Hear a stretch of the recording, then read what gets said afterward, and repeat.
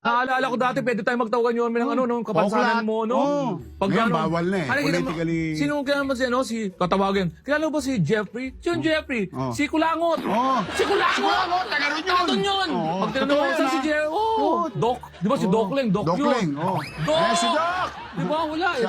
Kasi wala kasi tayong Yorme masamang intensyon. Exactly. Ano yun eh, terms of endearment. Endearment. Oo, alam Kaya niya. nga nung minsan sabi nila pag sinasabi ko, uy, may asim ka pa. Akala nila, may mali siya. Hindi, it's an endearment, it's a compliment. Maganda. Ibig sabihin, pag sinabi ka may asim pa, ibig sabihin, agawin ka. Saka yung Yorme, pag tinawag kita ng pangalang Isko, ibig sabihin, galit ako sa'yo noon. Sasabihin, pare, ba't di mo ko tinatawag na Doklen?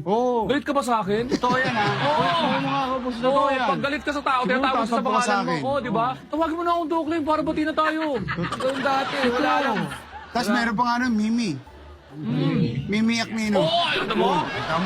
Mimi, totoo yun. Pero walang yun, ha? Walang panglalait, pangmumuhi. Wala kasi panlalait noon eh. Wala kaming prejudice. It's just how we call each other because we know each other. Ang titibay natin kasi, doon pala sa eskwelahan, sanay na tayo sa tuksuhan. Totoo lang. Pag nagkaroon ka ng kunal, dito kulangot ka. Kulangot ka. Si Bangaw. Bangaw. Di ba? Meron pa yan. Si Pirigit.